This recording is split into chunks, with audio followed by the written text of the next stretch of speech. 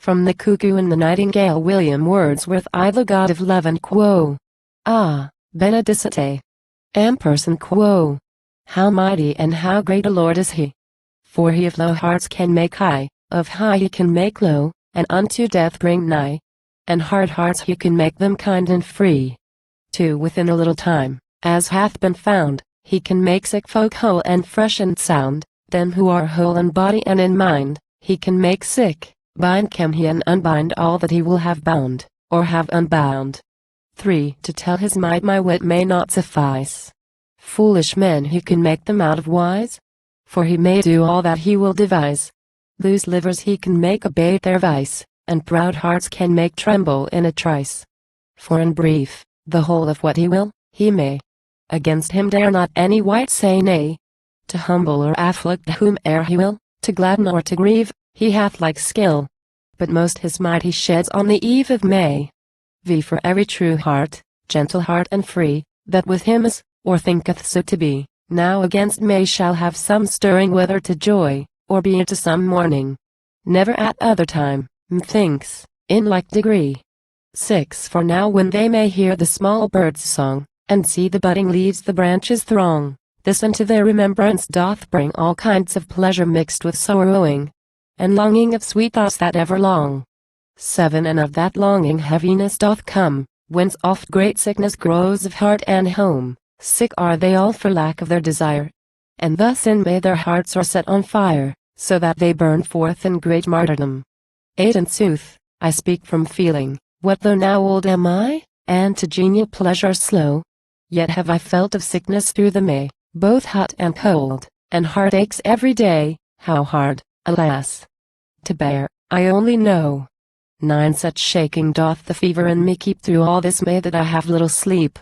And also 'tis not likely unto me, that any living heart should sleepy be in which love's dart its fiery point doth steep. But tossing lately on a sleepless bed, I have a token thought which lovers heed. How among them it was a common tale, that it was good to hear the nightingale, or the vile cuckoo's note be uttered. 11. And then I thought, and as it was day, I gladly would go somewhere to essay if I perchance a nightingale might hear, for yet had I heard none, of all that year, and it was then the 3rd night of the May.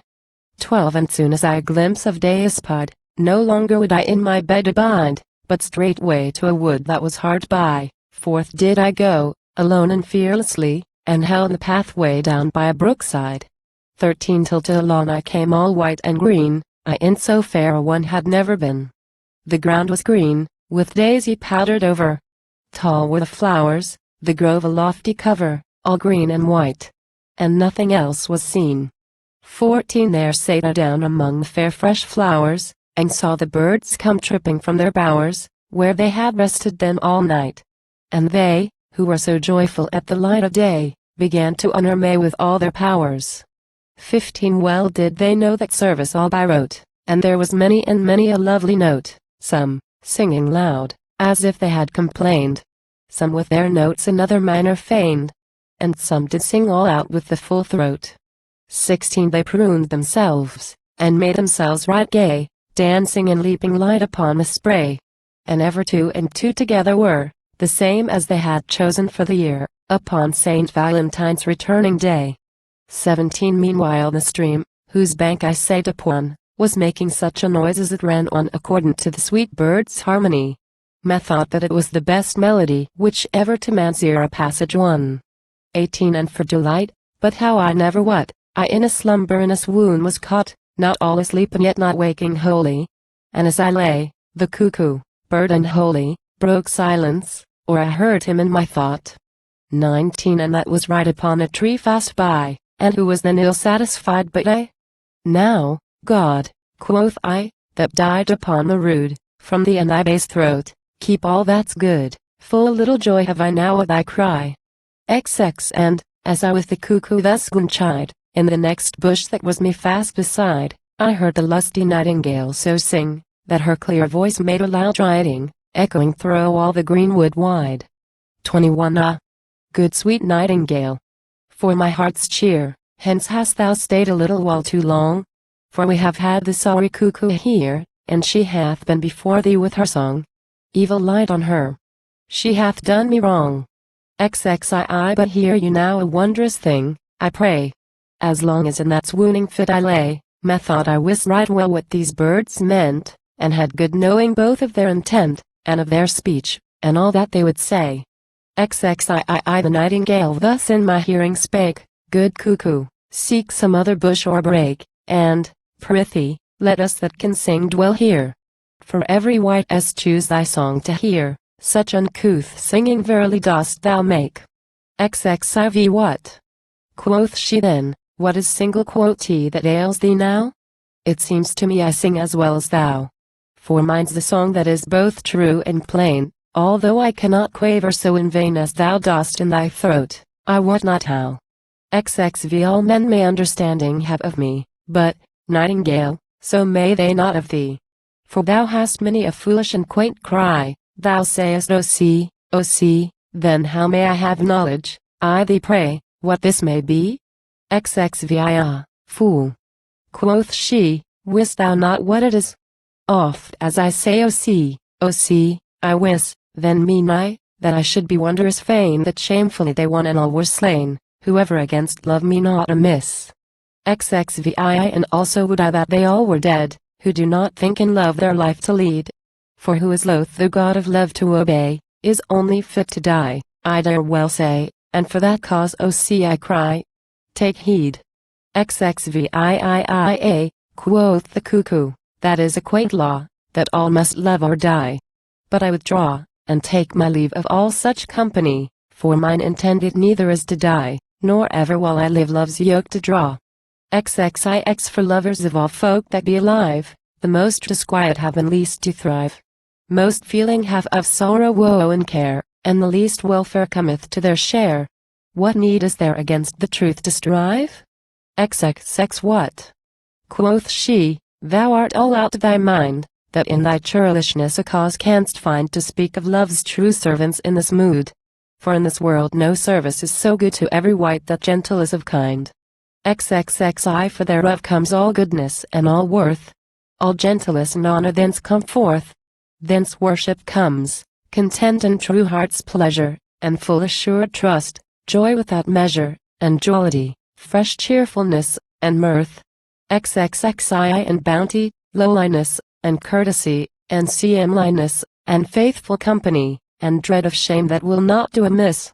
For he that faithfully loves servant is, rather than be disgraced, which used to die. XXXIII and that the very truth it is which I now say in such belief I live and die. And cuckoo, do thou so, by my advice. Then, quoth she, let me never hope for bliss, if with that counsel I do e'er comply. XXXIV good nightingale. Thou speakest wondrous fair, yet for all that, the truth is found elsewhere. For love in young folk is but rage, I wis, and love in old folk a great dotage is. Who most it useth, him 'twill most impair. XXXV for thereof come all contraries to gladness. Then sickness comes, an overwhelming sadness, mistrust and jealousy, despite, debate, dishonor, shame, envy importunate, pride, anger, mischief, poverty, and madness. XXXVI loving is I an office of despair, and one thing is therein which is not fair. For whoso gets of love a little bliss, unless it always stay with him, I wis he may full soon go with an old man's hair. XXXVI and, therefore, nightingale, do thou keep nigh, for trust me well, in spite of thy quaint cry, if long time from thy mate thou be, or far, thou single tell be as others that forsaken are. Then shalt thou raise a clamor as do I. XXXVII, quoth she, on thy name, bird ill beseen. The God of love afflict thee with all teen, for thou art worse than mad 1,000-fold. For many a one hath virtues manifold, who had been not, if love had never been. XXXIX forevermore his servants love amendeth, and he from every blemish them defendeth, and maketh them to burn, as in a fire, in loyalty, and worshipful desire, and, when it likes him, joy enough them sendeth. Excel thou nightingale. The cuckoo said, be still, for love no reason hath but his own will. For to this untrue he oft gives ease and joy. true lovers doth so bitterly annoy, he lets them perish through that grievous ill. Xli with such a master would I never be. For he, in sooth, is blind, and may not see, and knows not when he hurts and when he heals. Within this court full seldom truth avails, so diverse in his wilfulness is he. Xli then of the nightingale did I take note, how from her inmost heart a sigh she brought, and said, Alas!